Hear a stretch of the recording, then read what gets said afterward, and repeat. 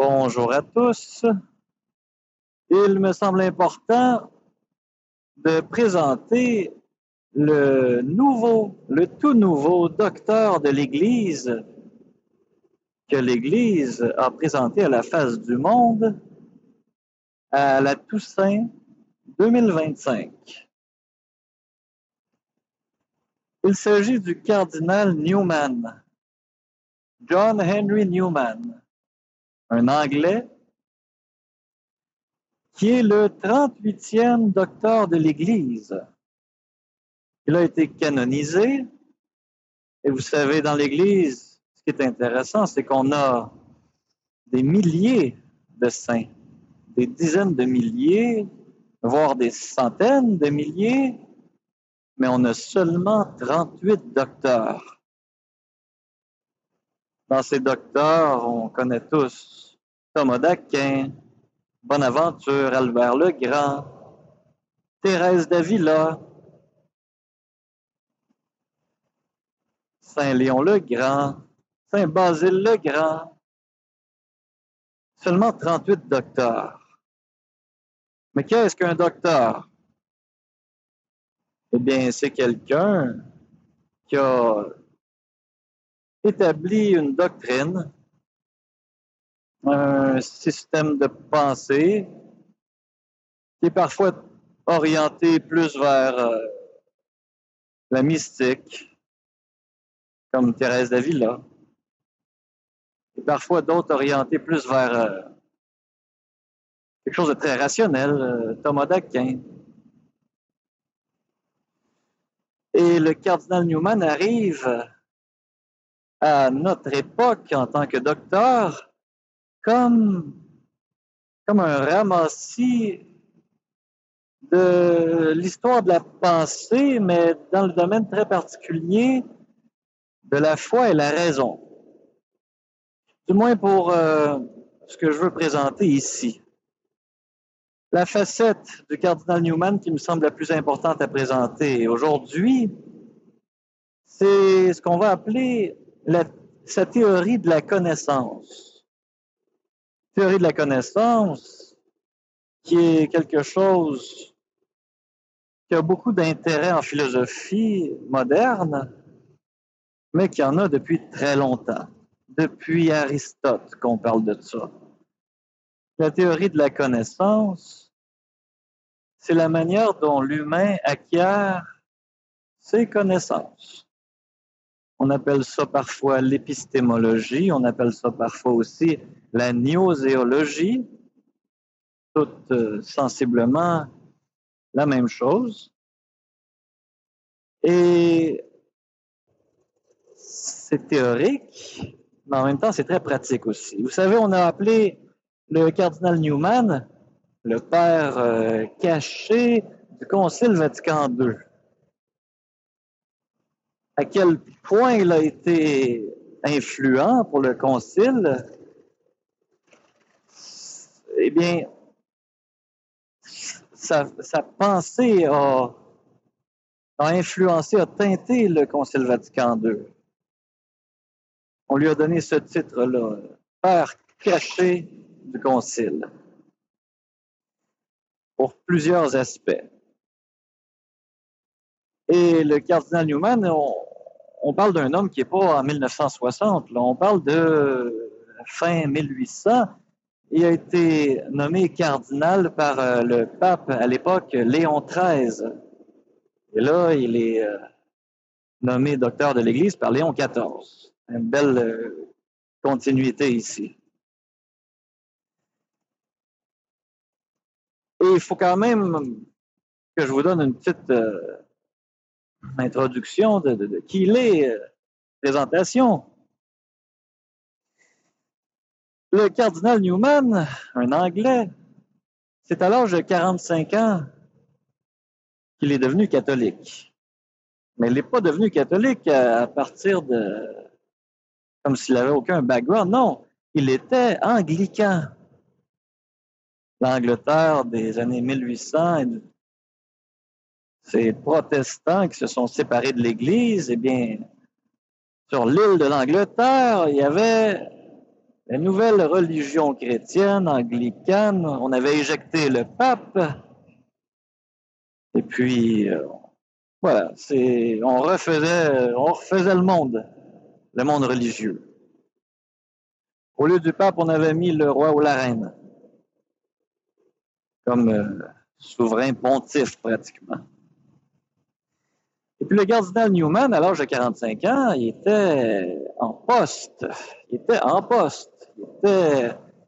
dans les plus hautes nomenclatures de l'anglicanisme. Il était à l'université d'Oxford.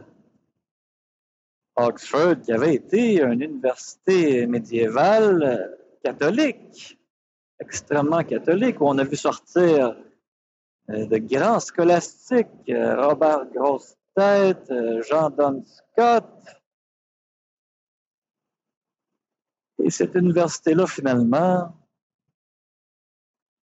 elle était tombée dans le bastion anglican. Très bien. À l'époque du cardinal Newman, on est dans la théorie de la connaissance de plus en plus populaire qui est la phénoménologie. Emmanuel Kant est mort au tournant du 19e, disons. C'est des dates approximatives. Et c'est aussi la culmination du rationalisme.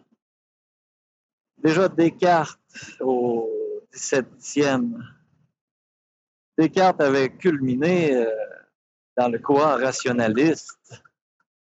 Et finalement, c'était une époque très spéciale, l'époque du cardinal Newman. Il y avait des grands débats.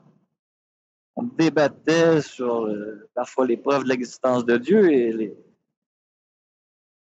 l'athéisme montant aussi, la non-existence. Alors Newman était pris dans tout ça. Je disais qu'il était anglican. Et comme tout bon anglican, à l'université d'Oxford, lui et ses amis, comme tout bon protestant, voulaient purifier de l'intérieur l'Église anglicane, leur propre Église qu'on va appeler schismatique, qui est en schisme avec Rome. Et comme n'importe quel bon pasteur protestant, ils étudient en secret les pères de l'Église, les premiers conciles, parce que, quand même, on veut savoir c'est quoi la Trinité. C'est pas écrit dans la Bible, ça, le mot Trinité. C'est pas écrit dans la Bible, ça, la divinité du Saint-Esprit. C'est pas aussi clair que ça. Il faut... Les protestants se disent parfois sola scriptura. L'écriture seule est notre autorité.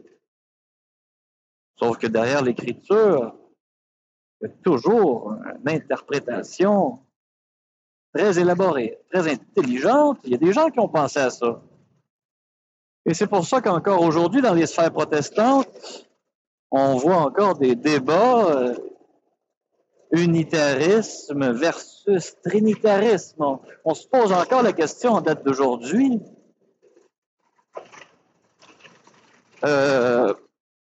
Si Dieu est un, si Dieu est trine.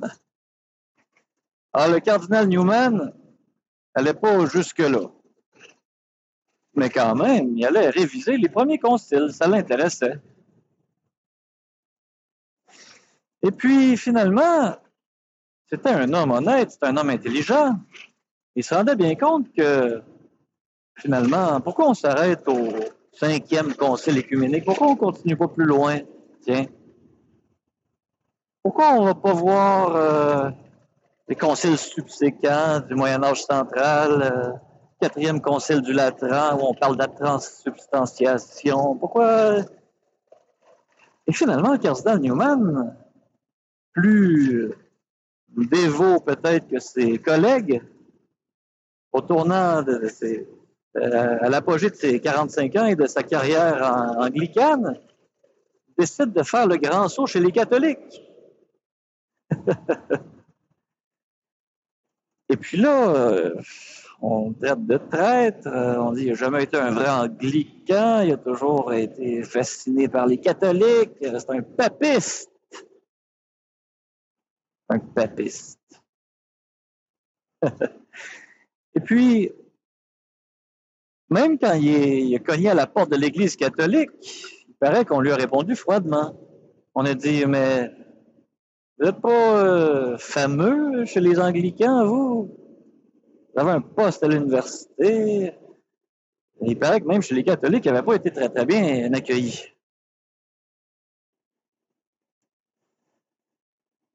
Alors, bien c'est ça. Il y a quelques citations intéressantes du cardinal Newman dans toute cette péripétie. À un moment donné, on lit dans ce qu'il écrit que, certes, il y a une révélation sur la Scriptura, d'accord. Il y a une révélation. Seulement, il n'y a pas une révélation. Je dis, il n'y a pas de révélation. Si cette même révélation ne vient pas avec une interprétation. Non, c'est vrai. On peut bien se faire révéler un bouquin gros comme la Bible et s'en aller dans tous les sens. Ça s'est vu.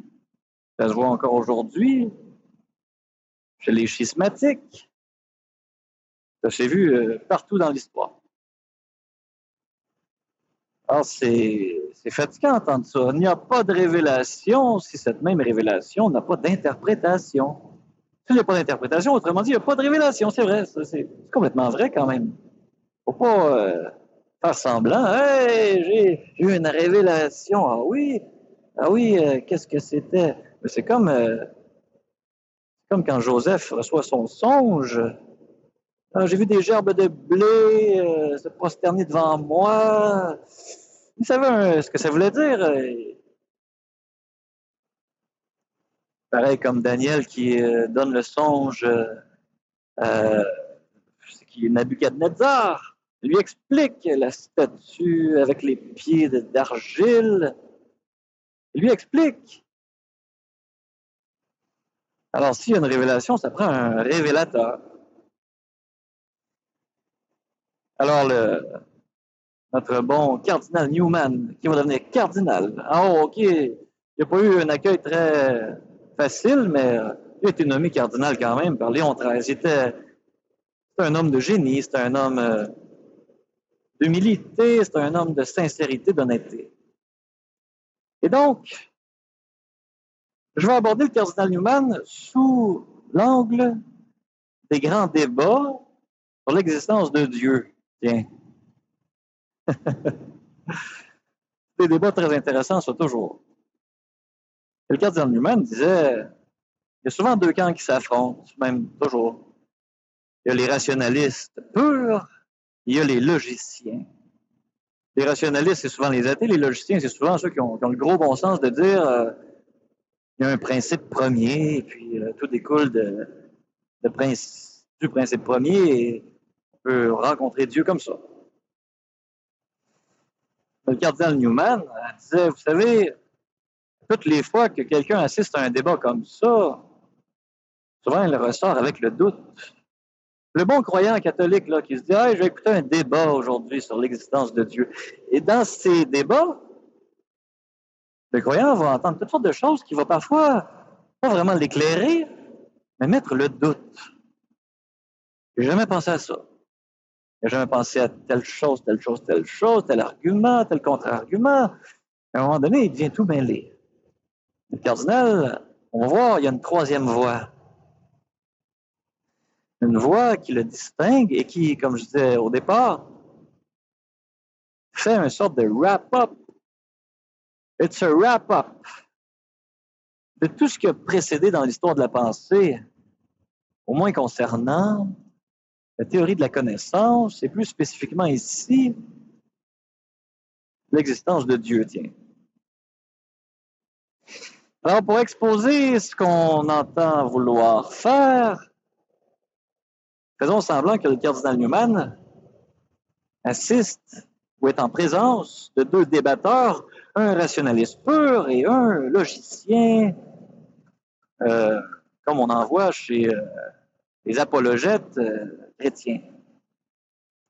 Et on voit que le cardinal Newman va tirer son épingle du jeu de chaque côté et va finir par conclure vers quelque chose qu'on ne se serait pas attendu.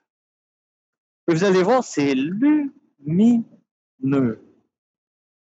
Il faut connaître ce côté-là chez le cardinal Newman.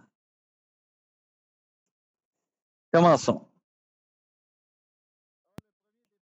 Alors, le premier débatteur, l'athée, commence, le rationaliste commence et il dit il faut que Dieu soit comme 2 plus 2 égale 4. Et je vais croire. C'est tout.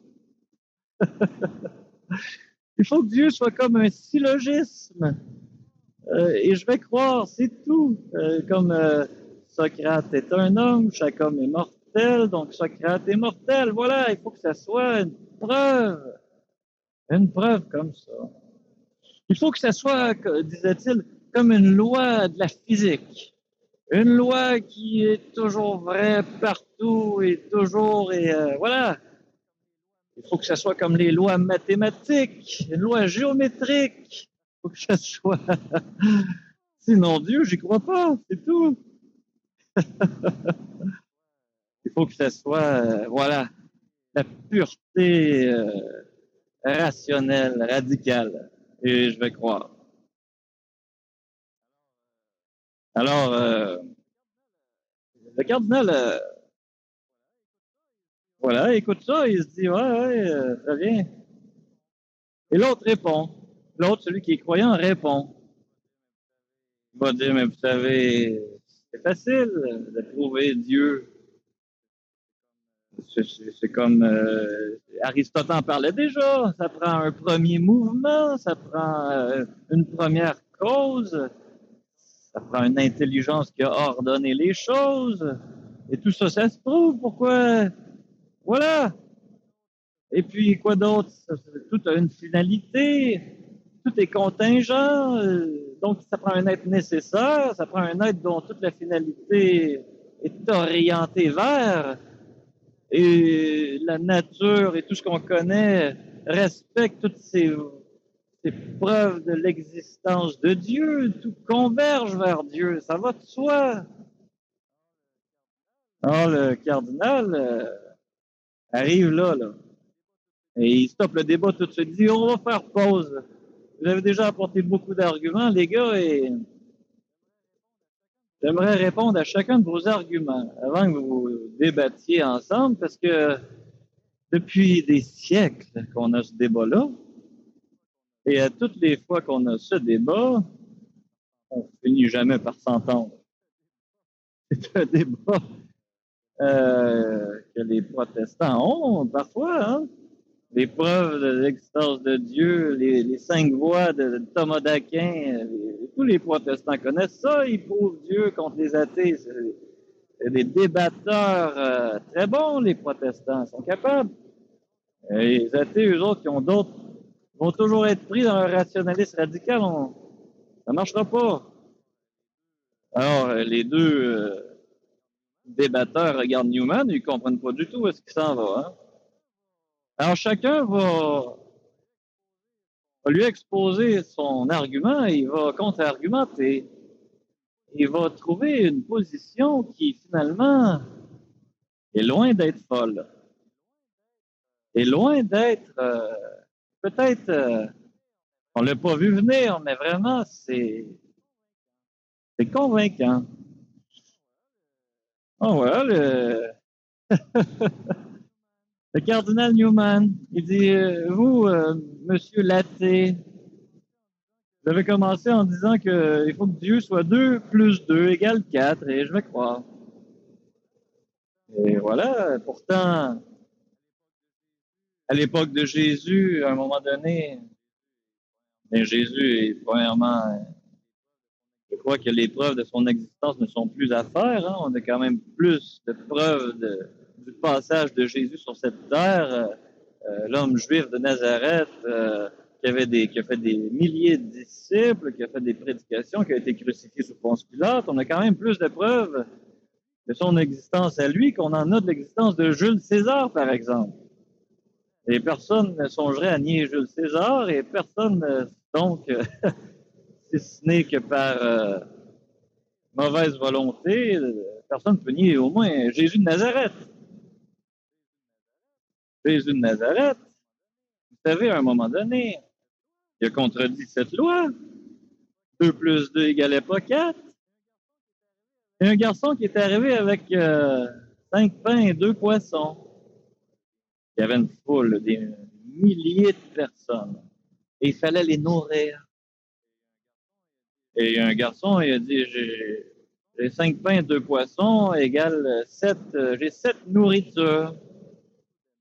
Et soudainement, Jésus a multiplié cette addition d'une manière que personne n'a vraiment compris, mais tout le monde a mangé à sa faim. Non seulement tout le monde a mangé à sa faim, il y avait même des restants à la fin, on n'a pas compté, mais il y avait plus de 5000 personnes ou des milliers de personnes, là. Femmes, enfants, tout le monde a mangé. Tout le monde a témoigné qu'ils ont mangé. La dernière personne dans le fond du champ ne savait pas d'où ça venait, là. Le mot, c'est pas répandu la même journée, mais à un moment donné, ça s'est répandu, ça. Hein? Et ceux qui étaient les plus proches, ils l'ont bien vu. Ils l'ont bien vu, ça. Le 5 plus 2 égalait plus 7 soudainement. Ah, ben là, la T répond au cardinal Newman. Il dit, oui, mais vous charriez avec vos épisodes bibliques. Vous charriez! Voilà, c'est un épisode isolé dans votre Bible. Non, non, non.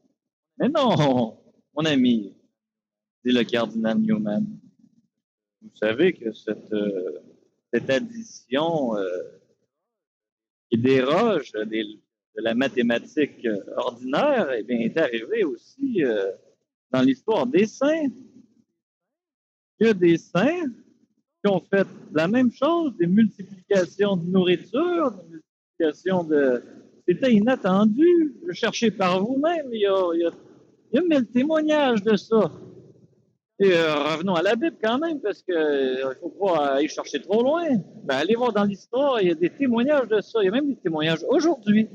Oui. Il y a des protestants en Afrique qui sont d'excellents évangélisateurs, soit dit en passant. Ils font des miracles de multiplication de pain.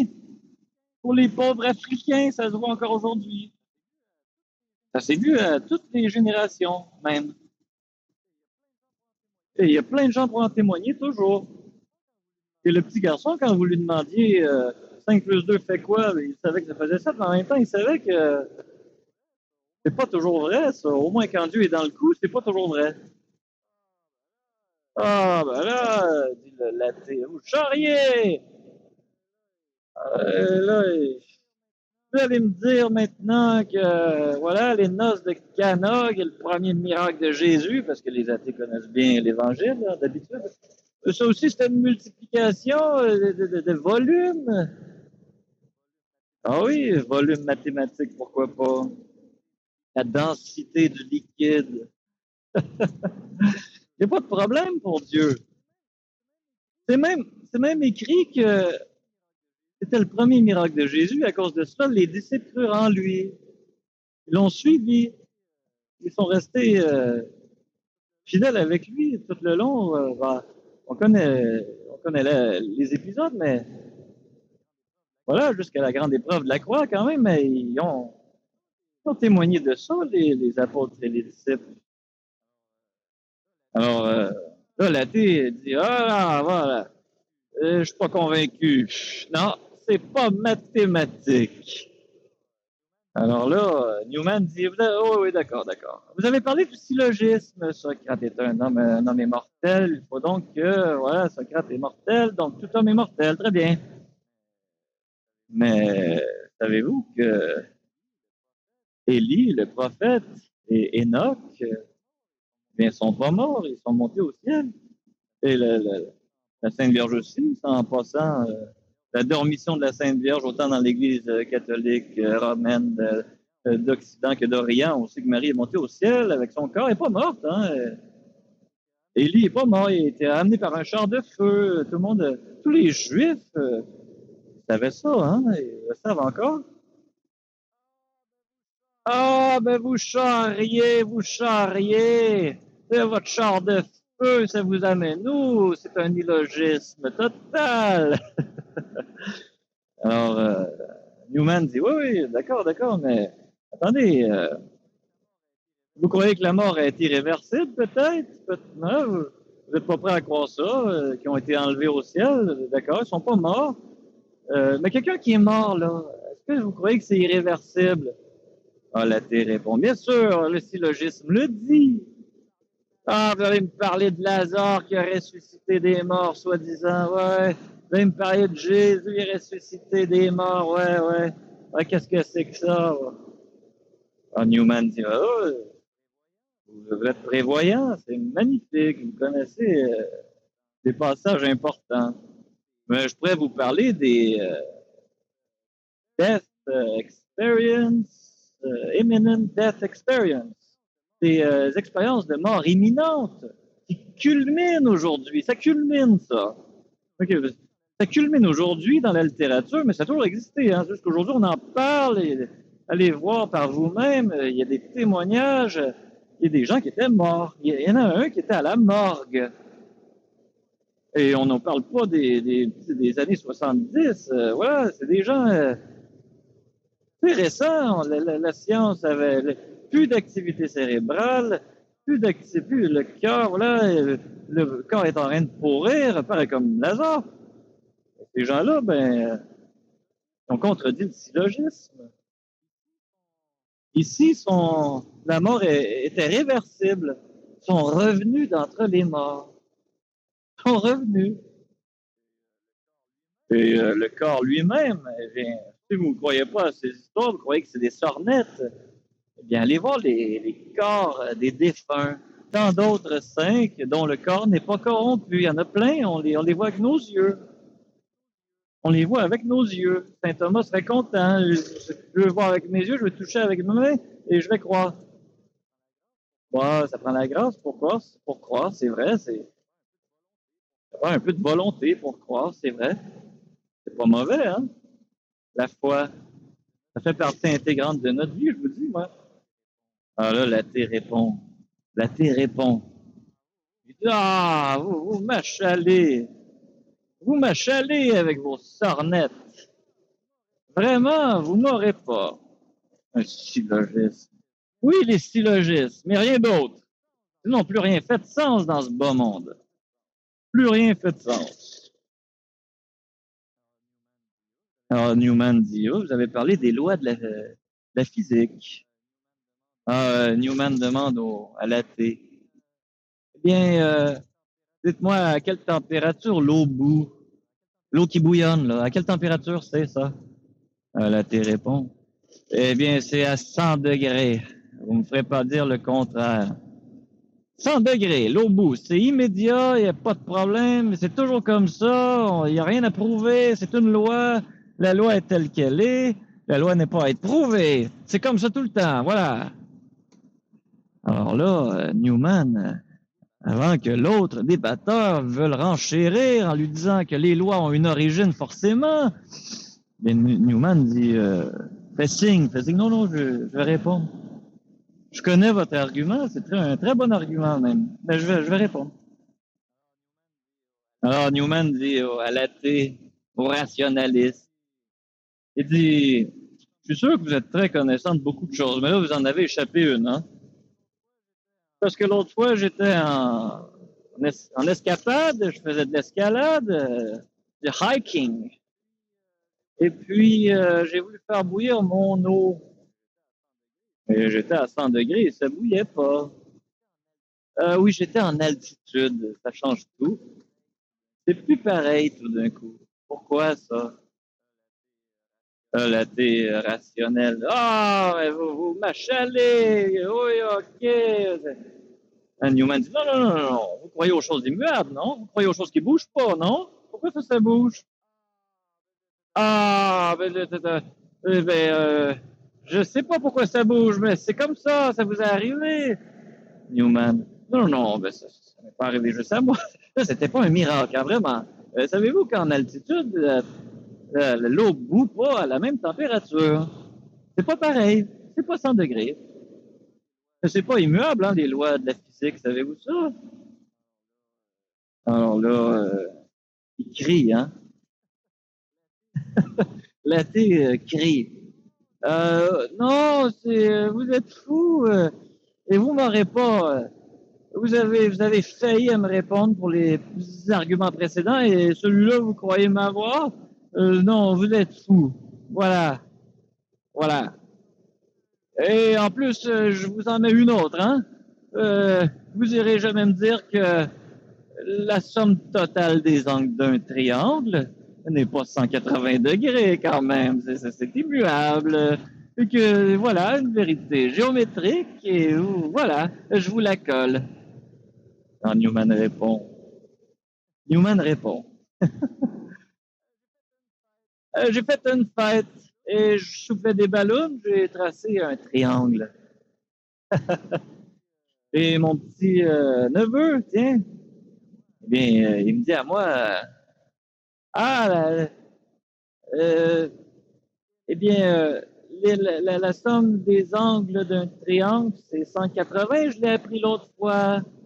J'aimerais voir sur le triangle, sur la balloune. J'aimerais le calculer avec mon compas. Alors, le petit commence et ouais, et là, il se voit que les lignes sont pas droites, hein. Et là, il voit que les angles, voilà, c'est... Soudainement, les angles, il fait la somme, il la gonfle, la dégonfle, il fait la somme et à toutes les fois, c'est pas 180. Oui, parce que le triangle dont vous parlez, c'est dans le système euclidien. Euclide, l'ancien mathématicien de l'Antiquité. Euh, oui, on est dans la gang à Pythagore, là. Hein? C'est l'immuabilité totale. Mais cette loi mathématique, géométrique, elle est vraie dans la mathématique euclidienne en 2 dimensions. Elle n'est pas vraie dans les formes concaves et convexes. Pourquoi ça change? Ah, mais vous m'achalez! C'est ça qu'il disait, là, il criait encore, hein? Ah, mais vous m'achalez! Voilà, ça fait 2 choses qui sont pas immuables, c'est vrai, c'est vrai. Mais quand même, vous me direz pas le contraire sur tout ce que j'ai dit. Vous croyez fin, hein? Eh bien, voilà, c'est faux ce que vous me dites. Je veux pas.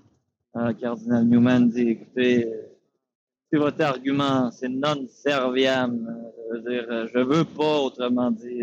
Ça s'est déjà entendu, hein? C'est pas pour des raisons rationnelles que vous voulez pas. Hein? Il y en a un qui a dit ça, il était très intelligent. Non serviam.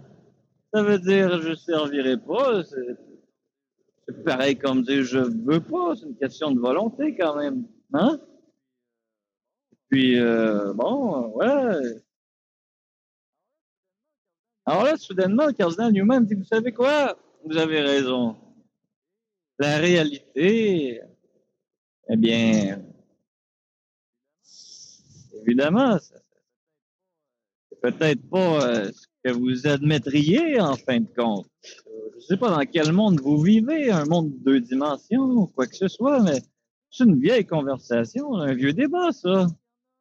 Oui, oui, il y en a un, il s'appelait Zénon d'Élée.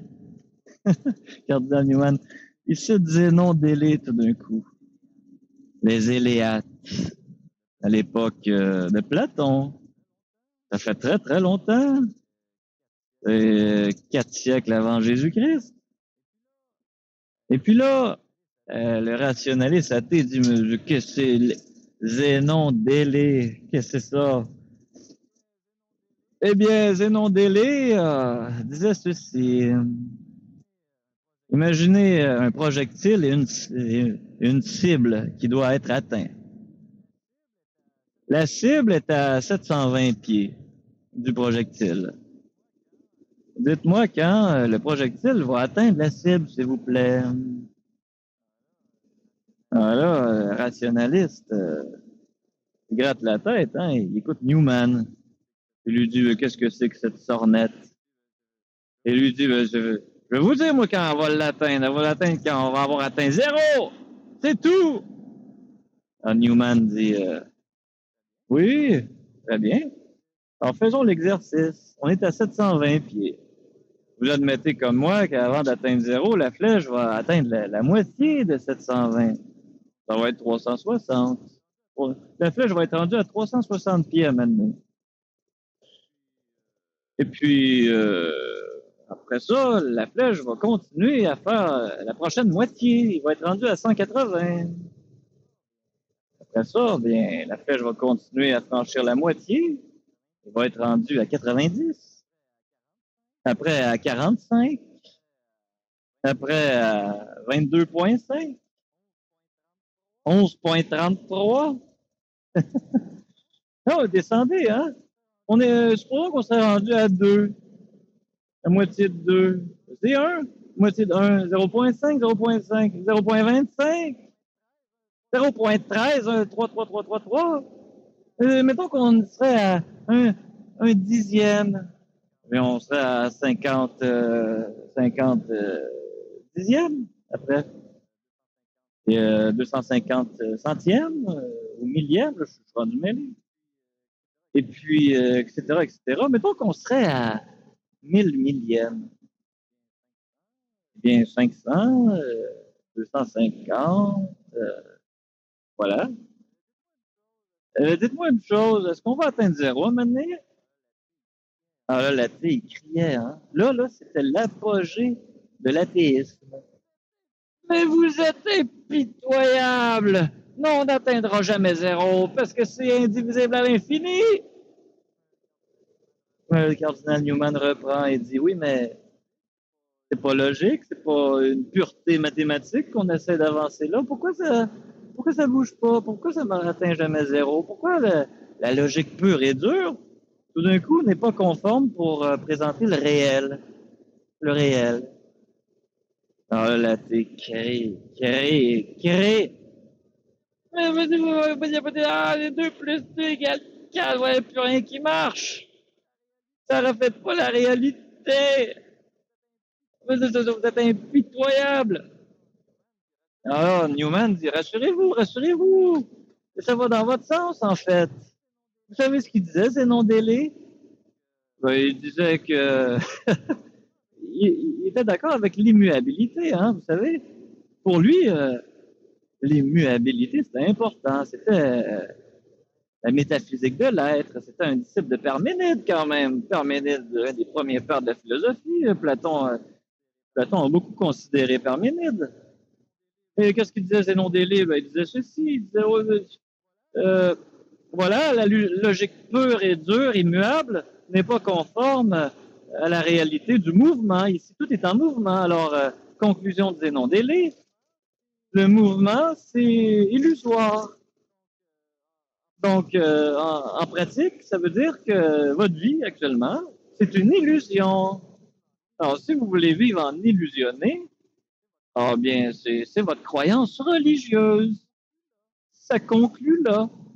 Vous pouvez pas dire oui et non en même temps, parler des deux côtés de la bouche. Oh, vos premiers arguments, vous étiez pour l'immuabilité, non? Après ça, vous voyez que l'immuabilité n'était pas aussi immuable que vous croyez. Pourquoi? Parce qu'elle n'est pas conforme au réel, pas conforme au mouvement. Alors, la seule conclusion que vous pouvez tirer, rendue à l'étape où nous sommes, c'est eh bien, c'est que tout est illusoire. Bien, c'est des croyances religieuses qui ont fait bon train pendant longtemps, hein? Très longtemps. Oui. Ben, vous savez que les religions extrêmes orientales sont là-dedans, hein? l'illusion du réel, voilà, le stoïcisme, c'est ça, hein? C'est les conclusions du stoïcisme et des religions extrême-orientales.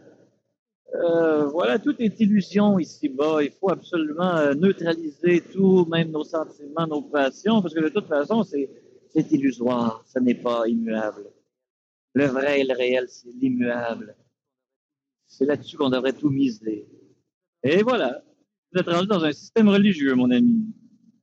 Non, le rationaliste, ça y est. Ça y est, voilà. Alors là, l'autre débatteur qui attendait, l'aristotélicien, hein, le logicien, était très satisfait. Il disait, waouh, c'est incroyable quand même, j'aurais jamais pensé réfuter l'athée avec ça. Alors Newman se retourne et dit, toi, mon ami, eh bien, tu as des arguments. Alors là, lui, tout fier, il dit, oui, je peux les présenter, ça va être génial quand même, il faut que ça culmine chez moi. J'ai derrière moi Saint Thomas d'Aquin, j'ai derrière moi tout, voilà, Aristote, l'Aristotélico-Thomisme. Je vais vous présenter les arguments.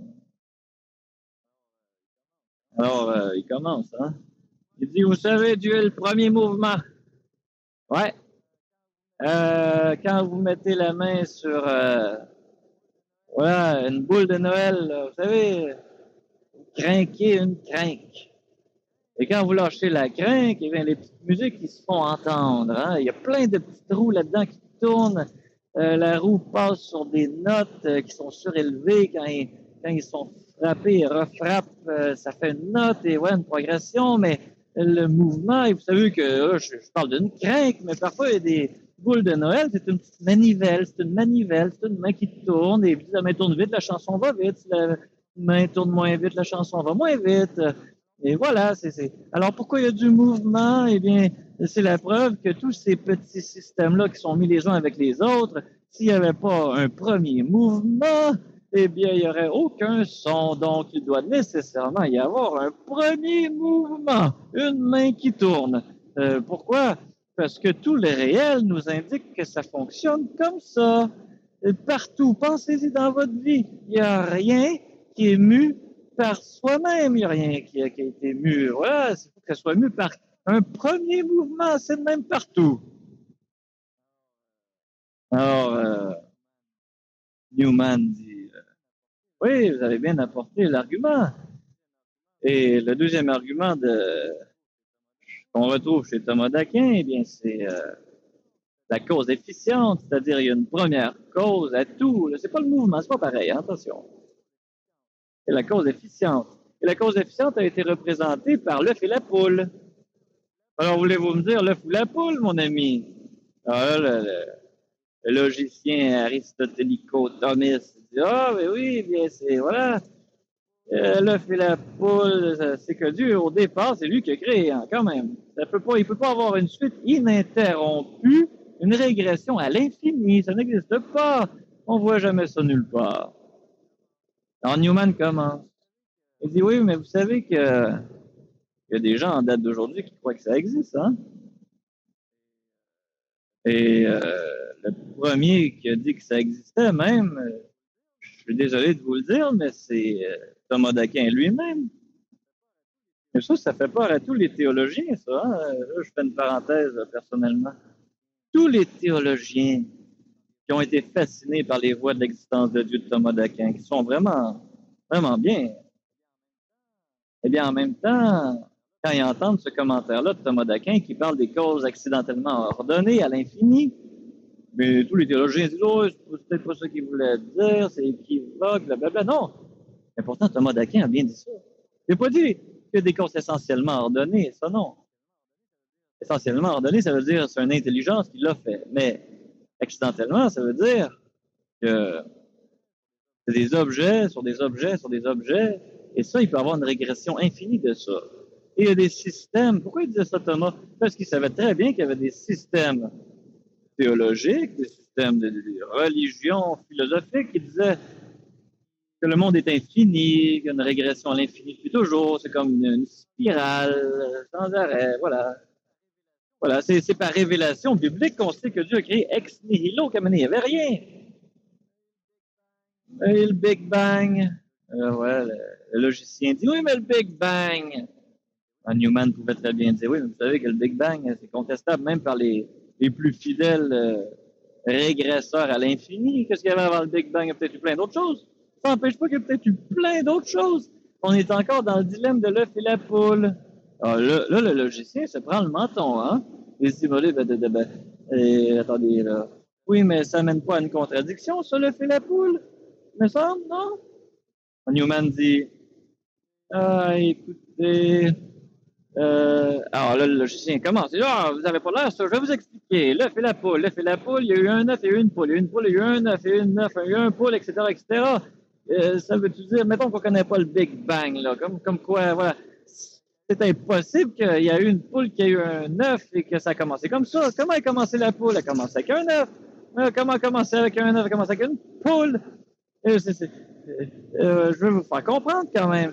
Ça veut dire que les poules font des poules, en fin de compte. Pourquoi? Mettez une rangée de dominos. Vous avez déjà joué au domino, cardinal. Mettez une rangée de dominos. Désolé, je m'offusque peut-être. Mettez une rangée de dominos. Donnez la piche-note, le premier mouvement. Ensuite, il y a des causes accidentellement ordonnées. La cause essentielle, c'est le gars qui donne la piche-note. Les causes accidentelles, c'est les dominos qui tombent les uns sur les autres. Alors voilà, mais s'il y a des dominos noir-blanc, noir-blanc, noir-blanc, noir-blanc, on peut dire que le domino blanc qui vient de tomber là, eh bien, on peut le rapporter au domino blanc qui était précédent, très loin là-bas dans la ligne. Ça veut dire que le blanc fait tomber le blanc. C'est presque une contradiction. C'est rien expliqué. C'est dire que la poule fait la poule, le fait l'œuf. C'est ça que ça veut dire. Voilà. Alors, Cardinal Newman dit, oui, très bien, mais pourquoi? Pourquoi Thomas dit ça? Mais je sais pas, moi, pourquoi Thomas dit ça. C'est le casse-tête de tous les théologiens, pourquoi il a dit ça. Ça met des bâtons dans les roues. Alors, Newman dit, mais vous savez que Thomas d'Aquin n'a pas voulu prouver Dieu, quand même. Il y avait les voies de l'existence de Dieu, qui sont toutes les probabilités les plus probables que, voilà, il y a une première cause incausée, c'est tout. C'est vrai que ça fonctionne comme ça ici-bas. Mais reprenez votre exemple de poulies de manivelle là, qui font de la musique. Mettez pas une main à la place. Mettez, je sais pas moi, quelque chose qui capte le vent. Là, ça tourne en faisant tourner par le vent, mais advenant que le vent soit incessant, ça tournerait incessamment. Voilà, c'est tout. C'est pas obligé d'être une cause essentiellement ordonnée. Là, c'est vrai que c'est tiré par les cheveux. Je suis complètement d'accord. Complètement d'accord. Mais vous savez que c'est basé quand même sur une croyance, ça. C'est par révélation qu'on sait que Dieu a créé ex nihilo. On n'avait jamais pensé à ça chez les philosophes antiques. On avait toujours pensé que la matière avait était infinie et qu'à un moment elle était désordonnée, elle a été ordonnée pour X, Y raison, et puis, mais elle a toujours été là. Elle n'a jamais été néant dans la Grèce antique. C'était comme ça. Il y a eu un petit changement, par exemple, chez les néoplatonistes. C'est-à-dire à l'époque, on va dire à l'époque d'Augustin, c'est le bas empire. C'est l'empire romain qui n'a pas chuté encore. Chez les néoplatonistes, il y avait conscience du nihil, du rien.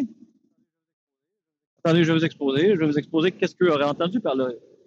Vous savez, vous et moi, cher aristotélicien thomiste, vous savez, vous et moi, que si vous entendez une goutte d'eau et un silence incessamment, eh bien, c'est qu'il y a un robinet qui coule. Mais imaginez que vous êtes dans l'univers, là, et que dans l'univers, tout le monde entend depuis toujours une goutte et un silence. Une goutte et un silence. Une goutte et un silence. Et que pour tout le monde, c'est pris pour acquis. C'est comme le soleil qui se lève à tous les jours. C'est pris pour acquis. Le soleil se lève, il se couche, il se lève, il se couche, il se lève, il se couche. Il y a une goutte, là. C'est pas pareil, il y a une goutte. Mais c'est pareil, vous comprenez? Et là, depuis toujours, on dit oui, mais c'est un cycle infini. Ça a toujours été comme ça. C'est régression à l'infini. Ça dérange rien ni personne. Ça apparaît, ça disparaît. goutte, silence. On demandait à n'importe qui, qu'est-ce qui vient avant la goutte? Eh bien, c'est le silence. Qu'est-ce qui vient avant le silence? C'est la goutte. À un moment donné, c'est vrai que ça l'a fatigué les philosophes, ça. Aristote avait bien dit, non, il y a le premier moteur, c'est lui le premier, hein. Parce que c'est basé sur une croyance très, très, très, très probable que c'est ça. Parce que tout témoigne dans la réalité que tout fonctionne comme ça. Tout fonctionne par un premier mouvement, une cause essentielle qui est première, etc., etc. Mais les néoplatonistes, eux, cherchaient une pureté parfaite, tiens. Et puis, soudainement, prenons l'exemple de la goutte d'eau et le silence. Alors, on demandait à un néoplatoniste, mais qu'est-ce qui vient avant la goutte d'eau qu'on entend? Le silence. Mais qu'est-ce qui vient avant le silence? La goutte d'eau. À un moment donné, le néoplatoniste disait, attends. On va sortir l'arme fatale, la théologie négative. Demandez-moi, qu'est-ce qui vient avant la goutte? Eh bien là, on ne dira pas le silence. On va dire c'est la non-goutte. La non-goutte. Ça, c'est sérieux, hein? La théologie négative, mes amis, disons que c'est le cardinal Newman qui parle, parenthèse, là. Le cardinal qui parle, hein? Il parle à l'aristotélico-thomiste. Il dit, vous savez que le néoplatoniste, c'était sérieux, hein? Avant la goutte, à supposer que ça aurait été la première, il y avait une non-goutte. Ou avant le silence, si vous voulez, avant le silence, il y avait un non-silence. Un non, une négation. Ça, c'est le nihil. C'est le rien. Le rien absolu. Et puis, cette vieille théorie, ça vient d'aussi loin que Parménide encore. Parménide, Platon, oui, ok, la matière, pour eux, était comme infinie, ou au moins était désordonnée. À un moment donné, il y a eu de l'ordre. C'est parce qu'il y a eu quelque chose qui a donné de l'ordre, mais en même temps, on spéculait, hein. Et Parménide disait, oui, mais vous savez, de rien ne peut sortir. Alors là, chez moi, avec l'un des néoplatonistes, la non-goutte, c'est l'un. C'est le rien. Comment le rien peut créer? De rien ne peut sortir. Et Platon s'était accroché là-dessus, hein. Platon a eu un système énothéiste, monothéiste, entre guillemets, depuis ce temps-là, hein. La philosophie du bien, pour lui, c'était le bien, c'était les formes idéales, c'était, voilà. Et Parménide, c'était l'être. C'est distribué, c'est multiplié ou distribué chez une multitude d'états, des êtres, des petits êtres, disons. Ils tiennent toute leur existence d'un seul être, mais ils n'ont pas leur existence en eux-mêmes intrinsèquement. Ils l'ont comme extrinsèquement, et tout ce qui est par participation n'est pas en propre, donc votre propre existence n'est pas la vôtre. Donc Zénon d'Élée pouvait dire tout est illusoire. Nous venons du rien, l'être qui est lui monopolisant, absorbant. Les néoplatonistes, ils ont recyclé tout ça, hein. Ça fait 500 ans qu'on n'avait pas mis les mains là-dedans, là. Ouais, non.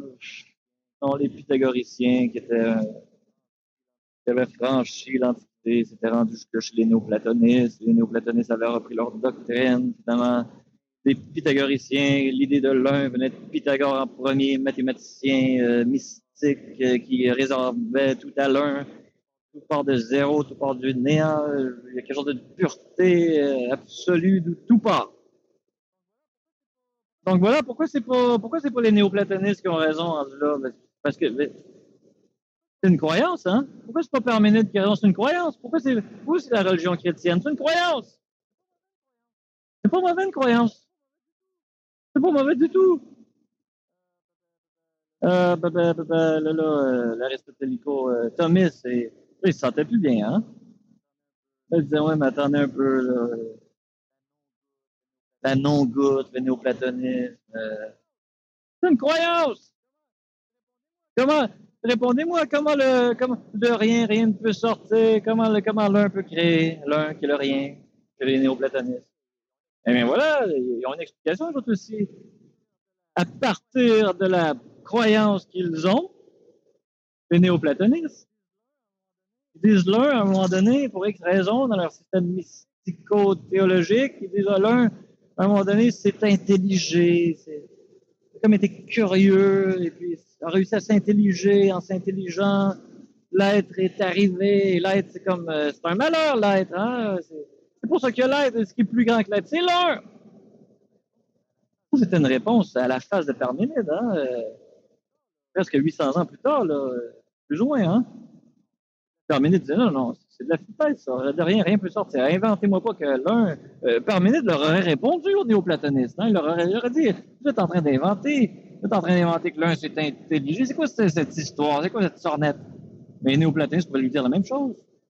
Je veux dire, vous êtes en train d'inventer que l'être, finalement, c'est divisé en multitudes et on n'a pas l'être. Ouais, tout est immobile, tout est illusion, finalement. Vous autres aussi, c'est basé sur une croyance. Vous autres aussi! Alors là, l'aristotélicotomie, c'est se prenait la tête, hein? Ils disaient, what are they des croyances. Mais expliquez-moi, Cardinal Newman, quelle est cette croyance de la régression infinie? Qui? Parce que vous me parlez quand même de gens qui finissent la chaîne, hein? Parlez-moi de quelqu'un qui croit à la régression infinie. Newman pouvait répondre, ça existe. Je veux dire, Spinoza, c'est ça. C'est Spinoza. Et même que c'est une croyance aussi. Régression infinie, qu'est-ce que ça veut dire? Ça veut dire qu'il y a une spirale depuis toujours. C'est comme ça. Mais il y a des conséquences à croire ça. C'est quoi la conséquence? C'est que chez Spinoza, il n'y a aucune finalité. Rien n'a un but précis. Tout concourt à des lois qui bougent. C'est le déterminisme. C'est l'absence de liberté chez Spinoza. Ça n'existe pas le libre arbitre chez Spinoza. Et Spinoza a inspiré Freud, hein? Freud et le déterminisme. Ça n'existe pas la liberté, c'est une série de déterminants qui fait en sorte que si ça, voilà. Alors c'est une croyance aussi, la régression infinie, mais il y a des conséquences à ces croyances-là. Si tu crois à ça, eh bien nécessairement, tu ne peux pas dire que tu as une liberté. Ça n'existe pas ça. Ça serait contradictoire de dire ça. Ça veut dire qu'il y a une finalité, du moins. Ça n'existe pas. Alors, c'est terrible, hein? Alors, vous êtes en train de me dire, disait l'aristotélicotomiste, que c'est des croyances que je vous dis.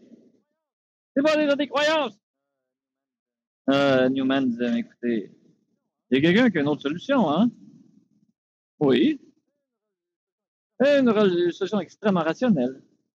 Alors là, tout d'un coup, l'athée reprend vigueur et tend l'oreille. Oh oui, oui, j'ai une espérance encore. Newman disait ceci. Eh bien, vous savez qu'il y a des gens qui ont des théories à 2 sous. Descartes ne croyait pas à ça, hein? Les preuves a posteriori, comme vous dites, partir des conséquences et remonter à la cause première. Il ne croyait pas à ça, lui. Il voyait tout de suite que ça ne marchait pas, cette affaire-là. Il disait qu'il faut partir de la cause première. Il faut tout mettre en doute. C'est sa méthode du doute absolu. Alors, qu'est-ce qu'il fait Descartes? Tout ce qui peut être mis en doute, il le met en doute. Tout ce qu'on vient de parler, il le met en doute. Tout. Il dit on va bâtir nos croyances, notre gnoséologie, notre épistémologie, notre théorie de la connaissance à partir des choses qui sont a priori et non pas a posteriori. On va commencer à partir de la cause et on ira vers les effets, on n'ira pas vers les effets, on pourra remonter à la cause, ça marche pas, c'est un système basé sur des croyances, des conclusions d'hommes. Alors il dit quoi Descartes? Il dit voilà, je pense donc je suis. Et étonnamment, c'est à cause de Dieu. Hein? Dieu serait contradictoire qui mette en doute mon propre doute. Mais ça aussi, ça a des conséquences. Ça a des conséquences extrêmement graves. Voilà. Newman renchérit après. Hein? Il rattrape. Il dit non, mais Descartes, après ça, qu'est-ce qu'il dit? Il dit bien Dieu, et à cause de ça, on est dans un processus de création continue. Mais qu'est-ce que ça veut dire, ça? Si c'est vrai, là, que 2 et 2 font 5, mais que des fois 5 et 2 font 7. Descartes n'y a pas ça. Descartes connaissait l'Évangile. Descartes était un catholique. Descartes a été mis à l'index et faisait pas de prouesse avec ça. Hein, il obéissait. Mais c'est vrai que des fois 5 plus 7 font 5 plus 2 font pas 7. Ça fait des milliers. C'est vrai que des fois, quelqu'un peut pas mourir ou réverse la mort ou voilà, Élie, Enoch, la Sainte Vierge, tout le monde. Mais pourquoi? Eh bien, parce que Dieu, vu qu'il est bon, et voilà, il ne mettrait pas un doute sur mon doute quand même, ça serait contradictoire. Eh bien, c'est qu'on est dans un système de création continue. Ça veut dire que tout le monde que vous voyez en ce moment autour de vous, c'est un défilement incessant que Dieu met en branle là et maintenant. Tout ce que vous voyez en ce moment, c'est comme un film. C'est un film qui déroule là, dans l'instant présent. Et Dieu respecte les lois naturelles dans ce moment présent, mais des fois, il déroge. C'est pour ça que des fois, il y a des dérogations aux lois. Vous savez, Descartes était un rationaliste extrême. Mais il était capable d'accepter qu'il y avait des dérogations des fois parce qu'il avait admis cette théorie-là, que Dieu est en création continue. Mais qu'est-ce que ça fait, ça? Vous savez qu'en théologie, on ne peut pas accepter ça.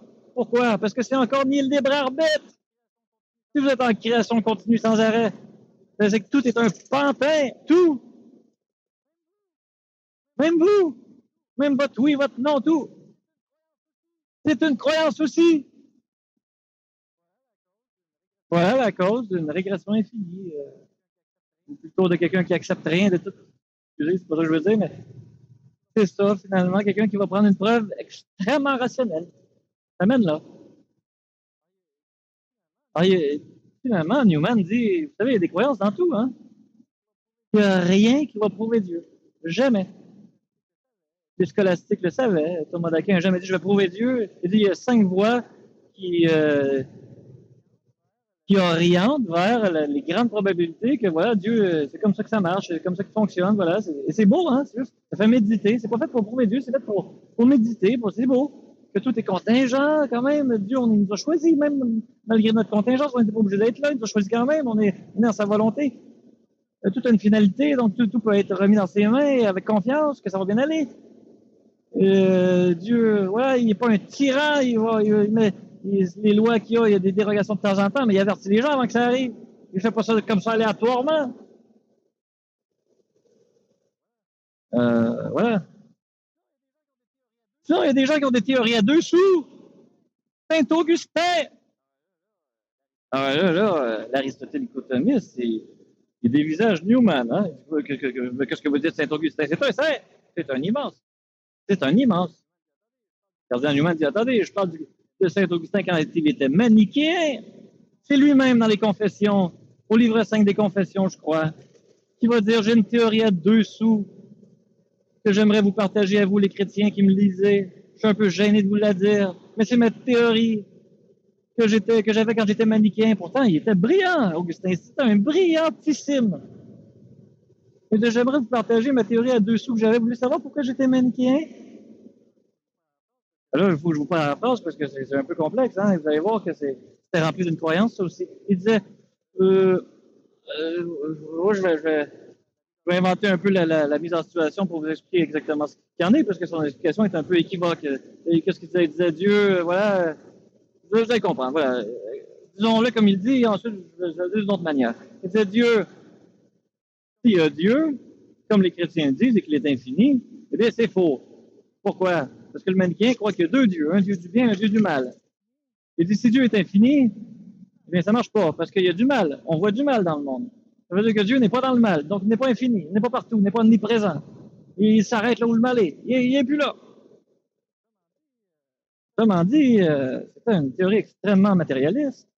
C'est un peu comme si on disait, vous savez, je suis capable de penser à un cercle parfait dans ma tête, à une ligne droite parfaite, mais ce cercle parfait et cette ligne droite parfaite, je ne la vois pas dans la réalité. Donc c'est faux, ce qui est surnaturel. Ça n'existe pas dans le réel, donc Dieu n'existe pas. C'est ça que ça voulait dire, en somme. C'est un peu ça que ça voulait dire, en somme. Et Saint-Augustin de dire aussi, à un moment donné, il dit, vous savez quoi? Cette théorie à 2 sous que j'avais, en réalité, je l'aimais parce que c'était basé sur une croyance. Premièrement, je ne comprenais pas le mal, et deuxièmement, j'étais dans la luxure totale. Non, c'était pas moi qui péchais, c'était le mal en moi qui me faisait pécher. J'avais pas de liberté. C'est une autre théorie, à deux sous, qui nie la liberté, le libre arbitre. Et dans notre théologie chrétienne, eh bien, on n'accepte pas ça. L'homme est libre. Voilà. Alors, qu'est-ce qui reste? Bref, toute croyance est basée sur des données probantes, peut-être, en général, mais pas que, visiblement.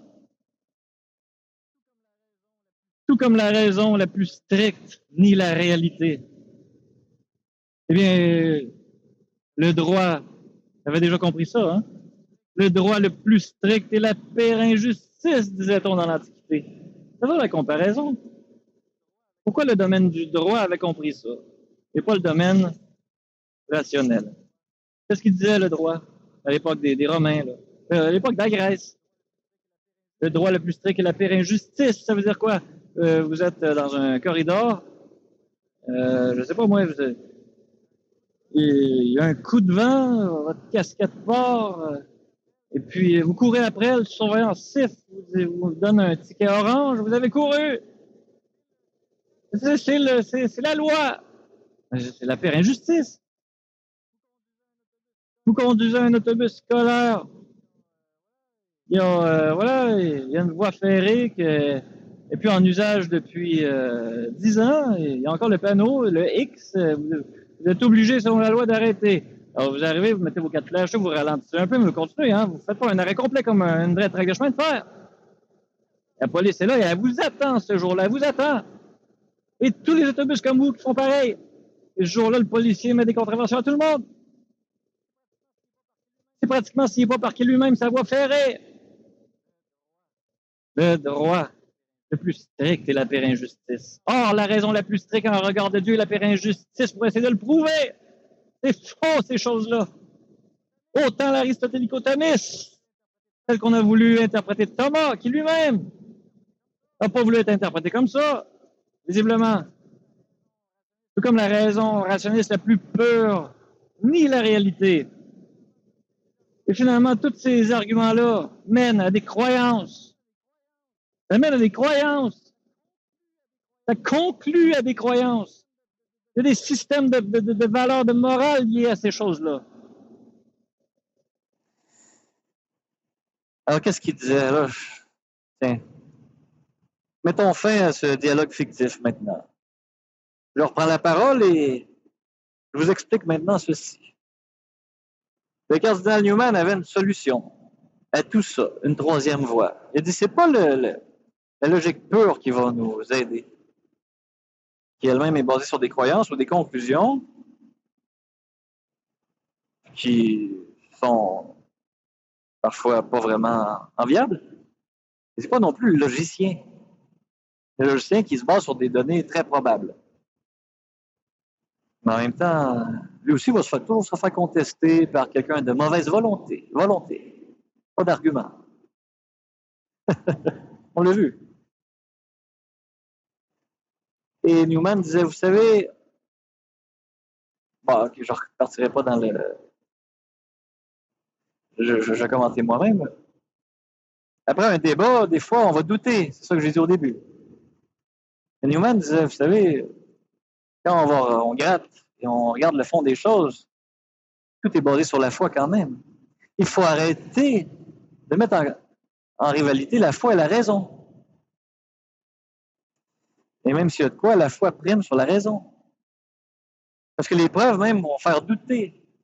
Le cardinal Newman, dans l'exercice qu'on a fait, a mis en doute toutes les preuves. Il a plutôt montré qu'on croit que ça marche comme ça. Et le cardinal Newman, finalement, disait, dans la théorie de la connaissance, vous savez, l'humain a un sens illatif sense. C'est ce qu'il développe dans son ouvrage fameux, The Grammar of Assent, la grammaire de l'assentiment. La grammaire de l'assentiment. Et Jean-Paul II, dans son fameux document de la foi et de la raison, Fides et Ratio, cite le cardinal Newman. Il dit, la foi et la raison ne sont pas ennemies, mais les deux ailes nécessaires pour l'envol de l'esprit vers la vérité. Et ce vieil adage, c'est déjà ce que saint Anselme disait dans le Monologion, saint Anselme, qui, soit dit en passant, est la preuve de l'existence de Dieu la plus fameuse. Une preuve, pas a posteriori, pas a priori, mais simultanéo. Ce serait un autre sujet. C'est extrêmement intéressant. Et saint Anselme, qui est un docteur de l'Église aussi, du XIe siècle, dans son introduction du Monologion, qui était un ouvrage que les scolastiques se sont tous référés. C'est génial, saint Anselme. Vraiment génial.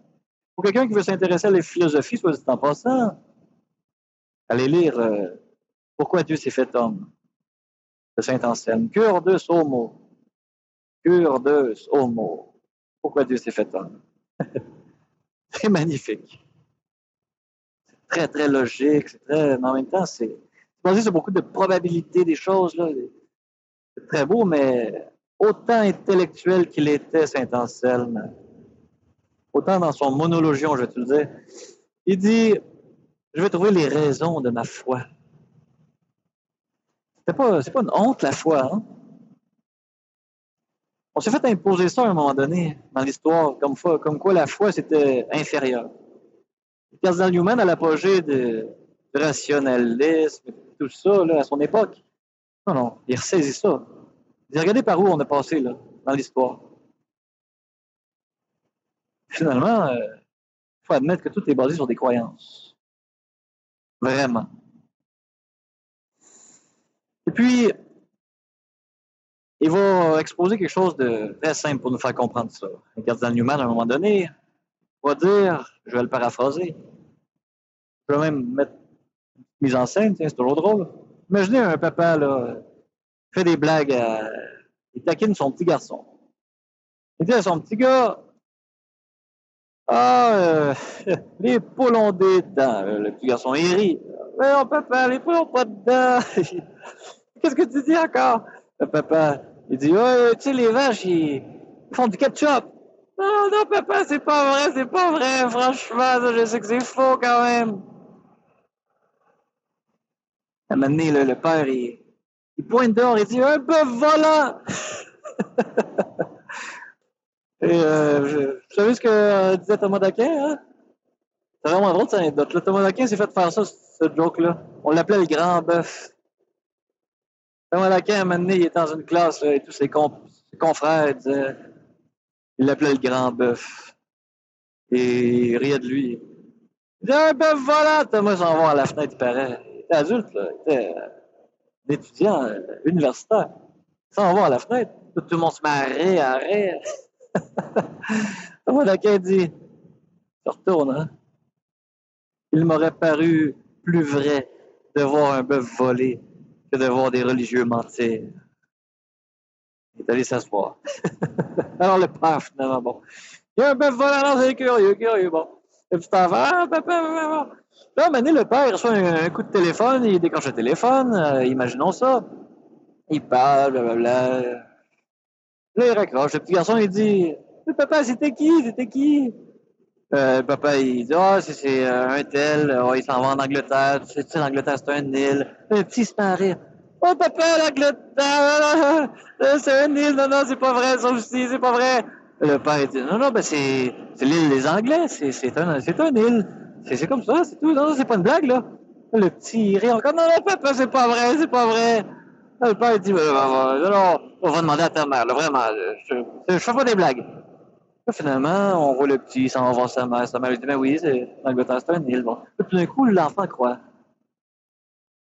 Et là, plus tard dans la journée, le père songe à tout ça, puis il se dit, mais c'est comme pris pour acquis, ça, hein, que l'Angleterre, c'est une île. Ni moi, ni ma femme, on a fait le tour en bateau.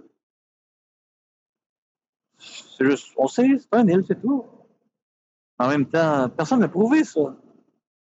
Du moins, 99,9% des gens n'ont jamais prouvé que l'Angleterre, c'est une île. Pourtant, personne ne va croire ça. Aujourd'hui, on voit ça, hein? Il y a des gens qui jouent avec ça. Le sens illatif. J'y reviendrai, excusez.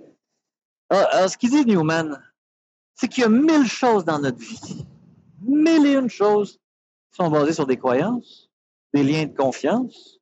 C'est vrai. Il n'y a personne qui nous viendrait à l'esprit de penser que l'Angleterre, c'est pas une île. Mais, tiens, quand on va prendre un médicament au pharmacien, qui d'entre nous va valider que le pharmacien a vraiment ses licences? Que c'est pas juste un charlatan derrière le comptoir. Ce qu'il nous a donné, c'est vraiment la prescription que notre médecin nous a donnée. Le médecin lui-même, vous comprenez, il y a 1000 choses comme ça auxquelles on fait confiance, des choses graves. Qui a sauté en parachute? Qui a fait du hiking, de l'escalade avec une corde, tiens? Tu vas voir quelqu'un qui est allé voir si le parachute a été plié selon le protocole ou qu'avant d'aller dans le centre d'escalade, le protocole a été suivi comme quoi les cordes avaient été toutes vérifiées, que les poulies, tout ça fonctionnait. Non. La vie de l'humain est basée sur des croyances tout le temps. C'est Dieu qui a voulu ça comme ça. Quand je mange au restaurant, qui est allé prouver qu'il n'y a pas eu de poison dans son plat? Parce que non, on se fait juste sur la grande probabilité que les choses étant telles qu'elles sont d'habitude, ça fonctionne. Quand vous regardez une émission, là, une émission de chanteurs, disons, là. Des gens là-dedans, ils ont des doctorats, ils ont des carrières. Puis il y en a un là-dedans qui a chanté dans son sous-sol. Il chante, puis finalement, c'est celui qui chante dans son sous-sol qui gagne. C'est comme si on le croit plus, lui, là. On croit en lui. Il chante, puis c'est comme s'il y a ce petit quelque chose, là. C'est pas tout le background, le rationnel, le logique, truc. Pareil pour un épisode de cuisine, tiens. Ça goûte meilleur, ça a l'air meilleur, ça, tel. Un autre, il est chimiste, tout, là, il est mathématicien, il calcule là, les proportions, truc. Un autre, il est juste. Il a sorte de. Son père avait un restaurant, lui, juste un talent, c'est un artiste, tiens. Puis on croit plus l'artiste que celui qui calcule tout, disons, là. Pourquoi? C'est comme ça.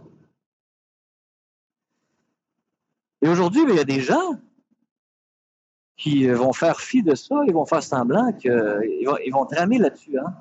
C'est ça que je voulais dire, là, que je me suis interrompu brièvement. Les platistes aujourd'hui, là, ils nous disent la Terre est plate, c'est faux, là, que la Terre est ronde. Il y a personne qui a prouvé ça, puis ils n'ont pas tort, hein? Personne qui a vraiment. Allez chercher un scientifique là, en date d'aujourd'hui qui a un corpus sur son bureau, là, il a tout fait les tests possibles pour dire que la Terre est ronde. Non, non. Comme de façon expérimentale. Là. C'est vrai que.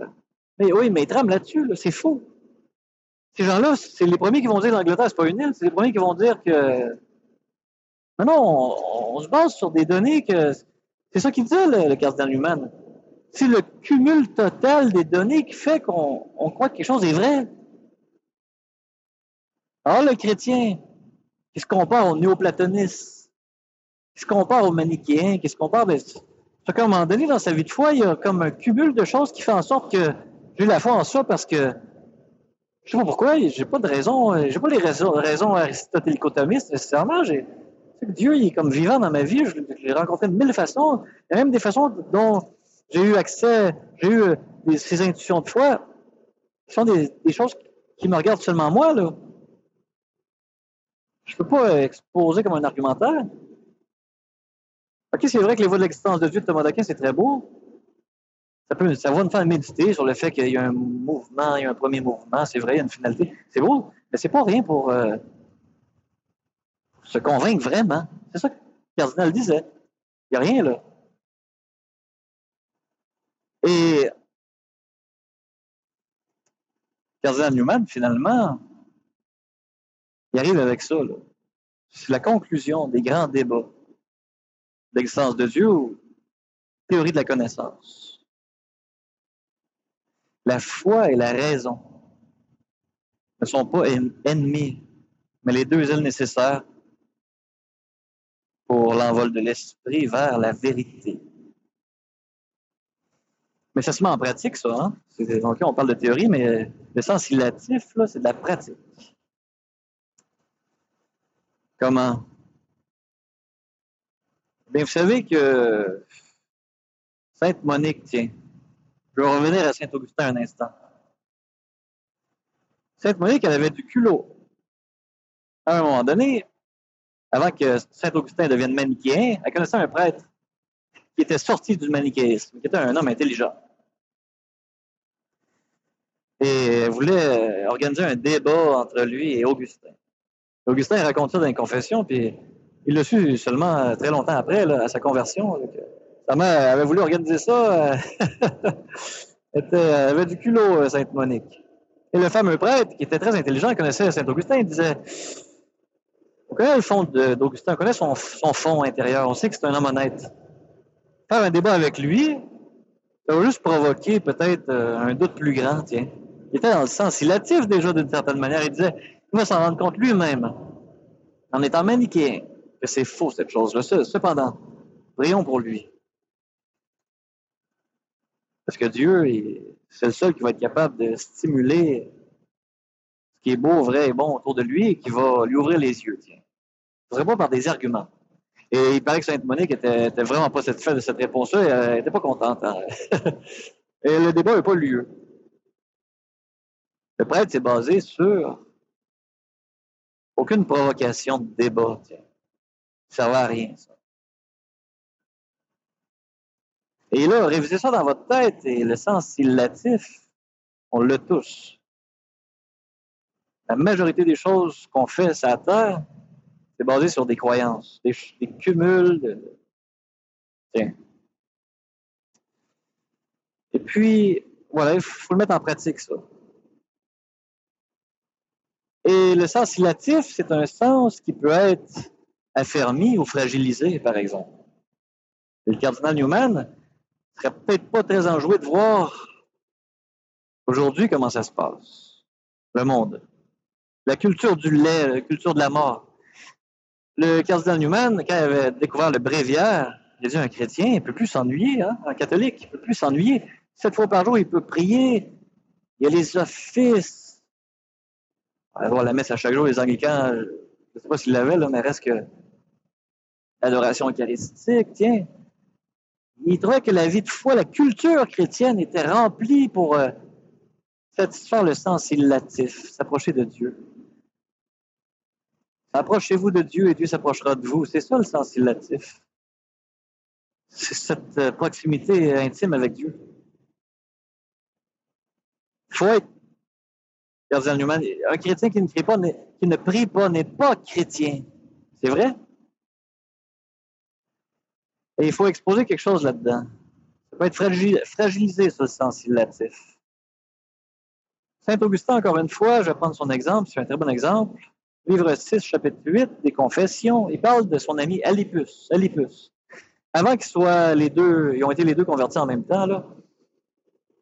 Avant que les deux se convertissent, il raconte une histoire qu'Alipus lui a forcément racontée. Il dit, premièrement, Augustin savait qu'Alipus était un homme très vertueux, juste naturellement, là, dans sa jeunesse, c'était un homme vertueux, jeune, adulte, vertueux là, comme personne.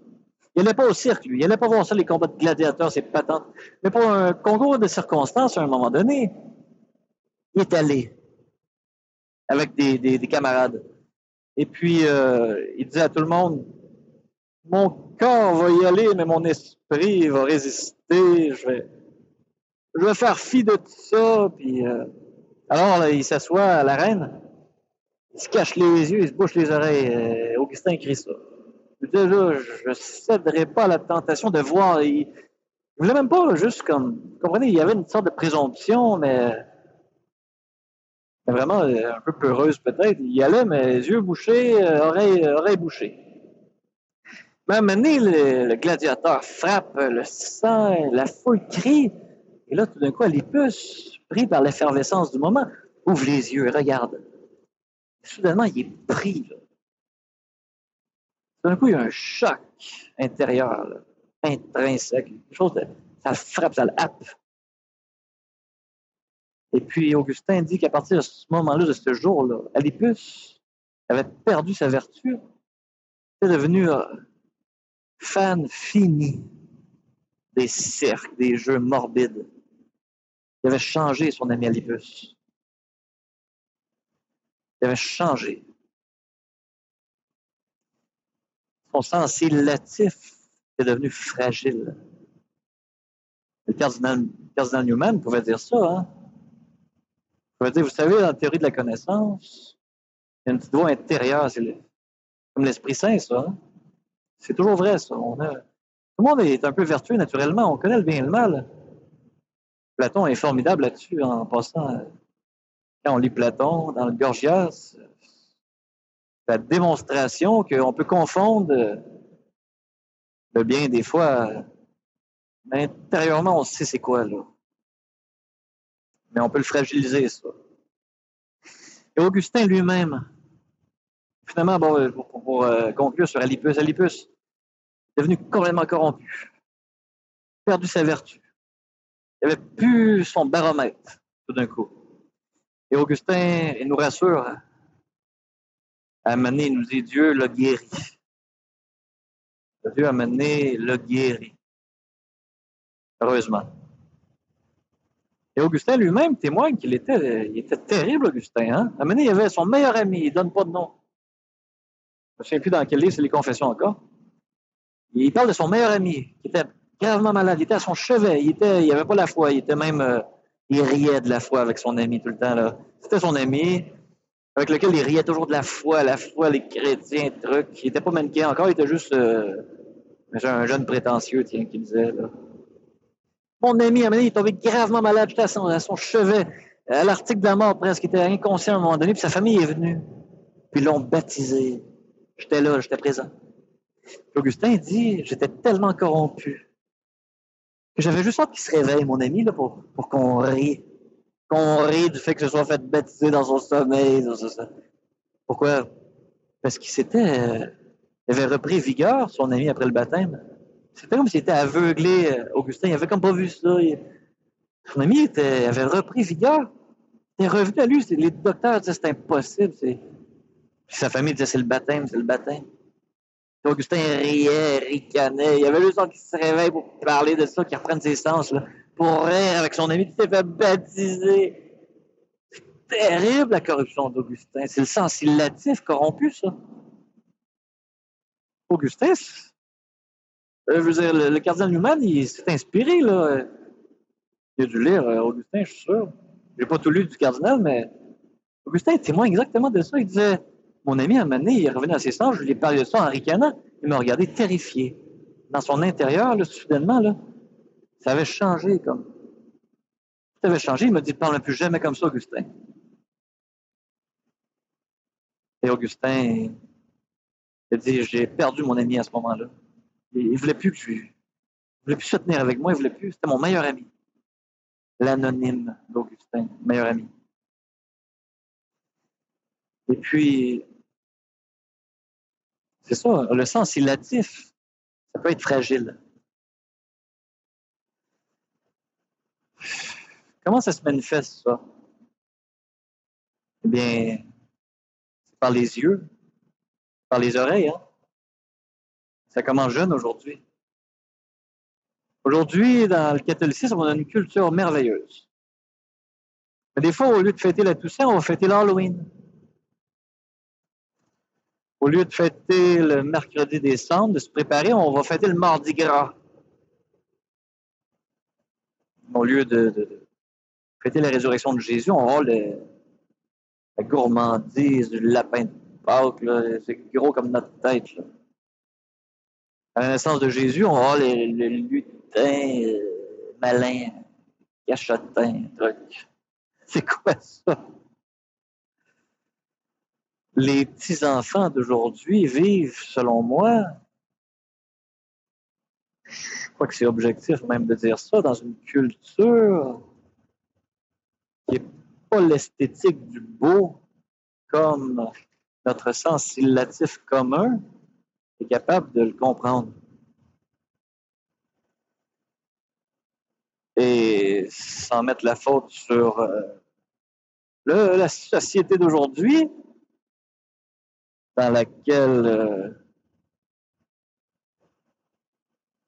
le monde des images fait parfois la promotion du lait, on est quand même intérieurement blessés par le péché originel et ça se voit chez les enfants aussi, dès le jeune âge. Hein?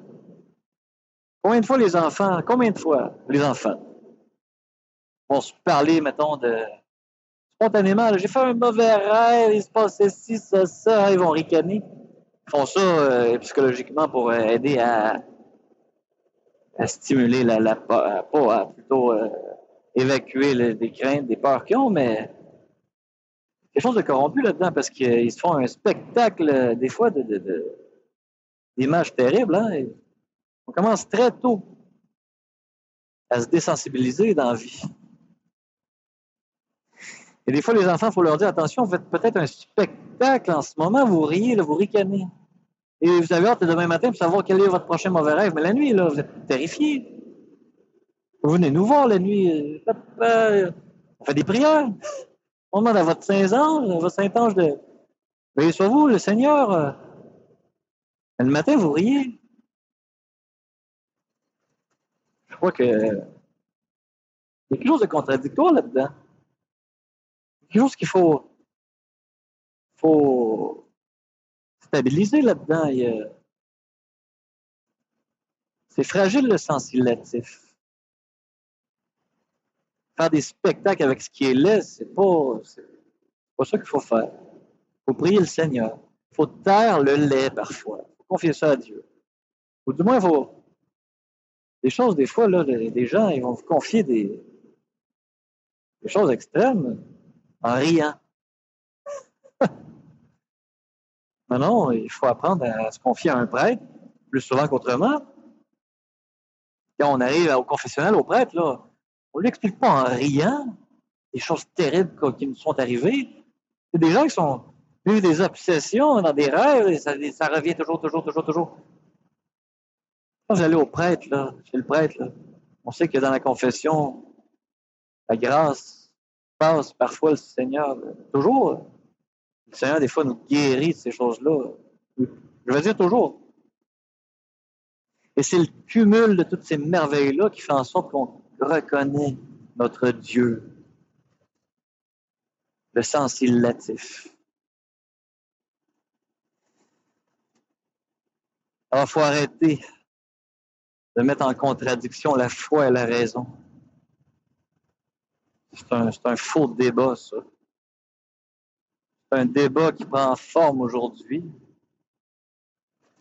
qui a pris forme plus fortement à certaines époques, mais qui est un faux débat. Il faut valoriser la foi, parce que tout le monde a la foi en quelque chose. Il faut miser, comme disait saint Anselme, sur le fait que Dieu est l'être si grand qu'il ne puisse en être un de plus grand que lui. Et quand on commence à méditer là-dessus, on se rend compte que Jésus, qui nous a révélé là, par la Sainte Église catholique, qui nous révèle les vérités de foi, a-t-on dit, s'il y a une révélation, il y a un révélateur. Alors, sur tout le cumul, on croit que l'Église, hein, on croit que c'est l'Église qui a l'autorité d'interpréter la parole. Et quand on met en branle toutes ces croyances-là, notre relation personnelle avec Jésus, là, tout ça mis ensemble, c'est ça qui est le fondement le plus solide de notre foi. C'est là-dessus qu'il faut miser. Donc, c'est ce que le cardinal Newman, notre nouveau docteur, nous apporte dans notre époque. Il rassemble l'histoire de la pensée et il en arrive avec ça, là. Il a entièrement raison. C'est incontestable, ça. Oui, la raison. Beaucoup de belles choses que la raison nous montre, nous démontre, nous porte à croire plus encore. Et la croyance va toujours être là. On est des êtres de croyance. Alors, c'est cela. qu'il fallait partager aujourd'hui à propos de John Henry Newman, nouveau docteur de l'Église. Merci.